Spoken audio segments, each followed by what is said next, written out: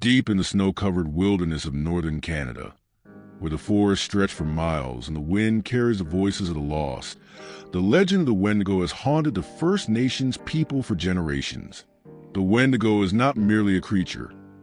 It is a curse, an ancient spirit that feeds on the souls of the weak and the desperate. It transforms those who are consumed by hunger, turning them into monstrous beings who crave only the flesh of others.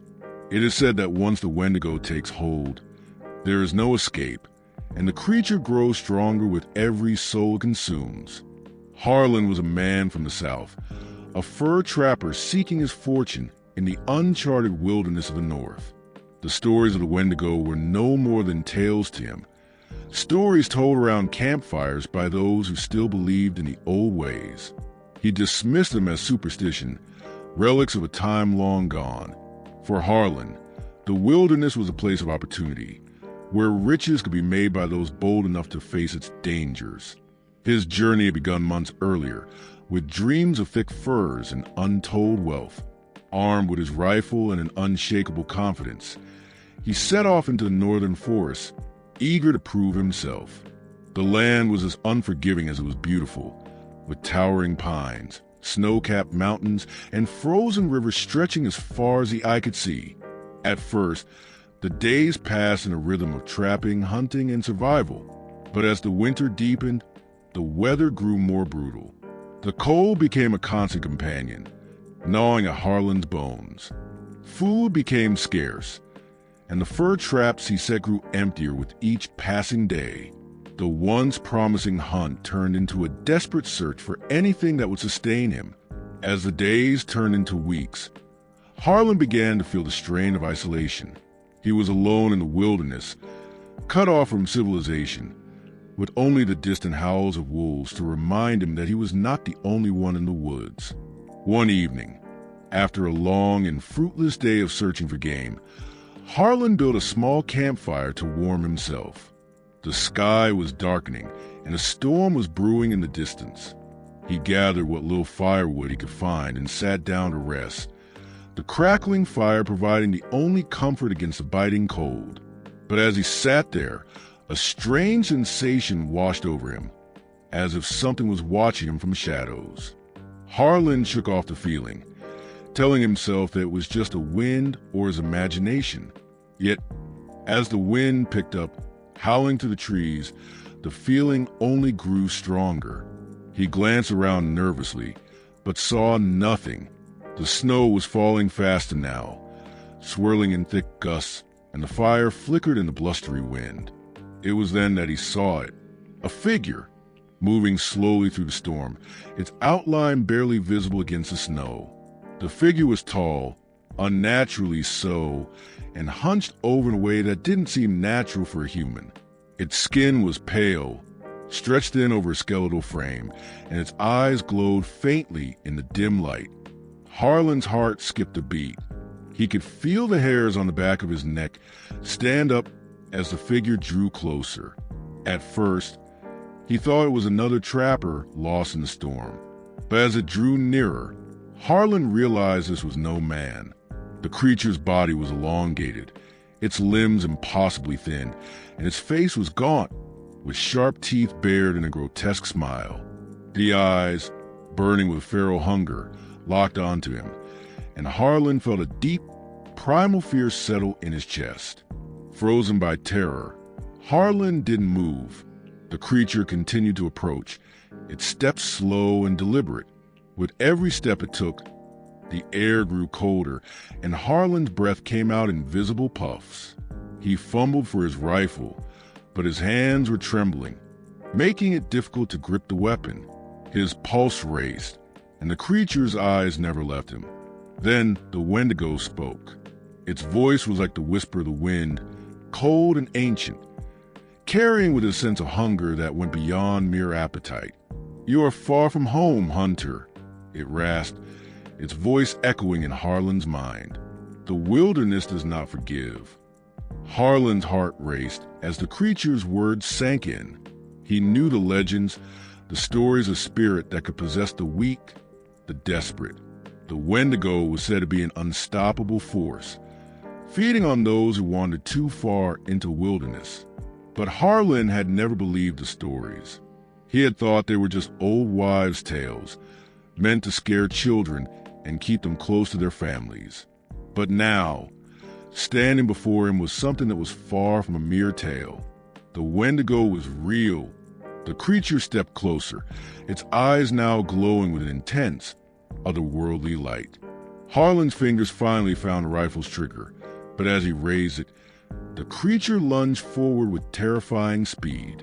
Before he could pull the trigger, the Wendigo was upon him, its cold breath washing over him as it let out a screech that sent shivers down his spine. Harlan fired, but the bullet seemed to pass through the creature without effect. The Wendigo's skin rippled and shifted, as if it was made of something far more fluid and unnatural than flesh. It reached out with long, clawed fingers, and Harlan barely managed to dodge as the claws scraped against his jacket, tearing through the fabric like paper.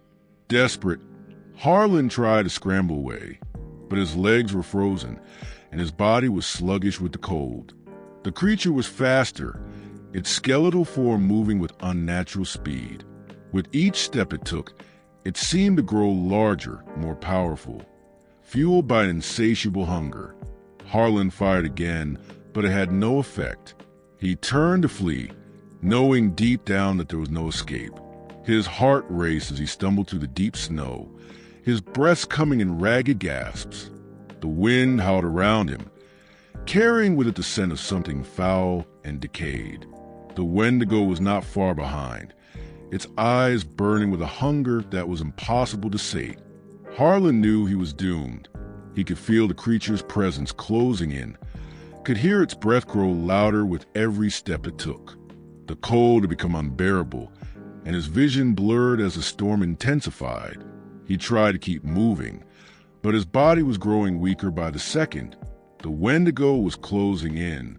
Just as he thought he could go no further, the ground beneath him seemed to tremble.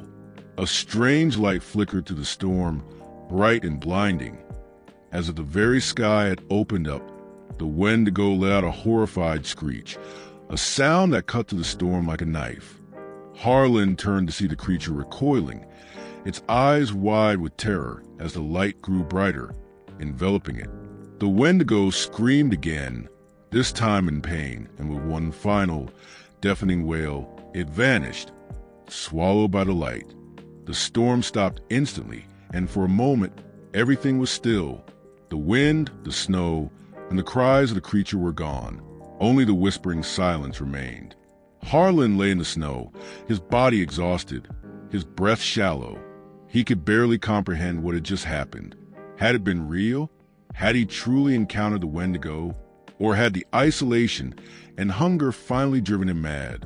When he finally awoke, the storm had passed. The sky was clear and the snow was still falling gently. But something had changed. Harlan's body felt cold, colder than it had ever been before, and the hunger that gnawed at him now was not the hunger for food. It was something deeper, something darker. It was a craving that went beyond any physical need, a hunger that gnawed at his very soul.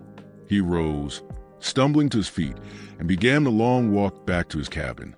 But as he walked, he could feel the Wendigo's presence lingering in the air, as if the creature had left a part of itself within him. The hunger would not be satisfied, not with food, not with anything. And as Harlan walked through the silent forest, the darkness in his heart began to grow, feeding on the loneliness and isolation that had brought him to this point.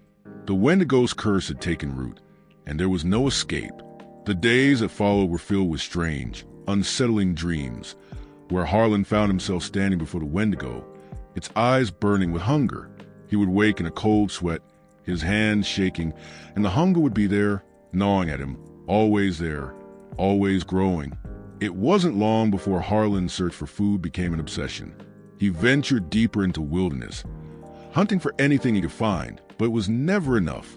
The hunger was never satisfied, and as his desperation grew, so did the darkness within him. Soon, the people in the nearby settlements began to whisper. They spoke of a tall, gaunt figure wandering through the woods, its eyes burning with an unnatural light. They spoke of the Wendigo, and how it had claimed another soul. Harlan was no longer the man he once was. He had become the very thing he had once feared. And so, the legend of the Wendigo lived on, a reminder to all who heard it that the hunger for flesh could take root in even the strongest of men. It was a curse that could never be escaped, and would always find its way to those who were lost enough to succumb to its call. For those who wandered too far into the northern wilderness, there was only one fate awaiting them: to become part of the darkness, to become a Wendigo,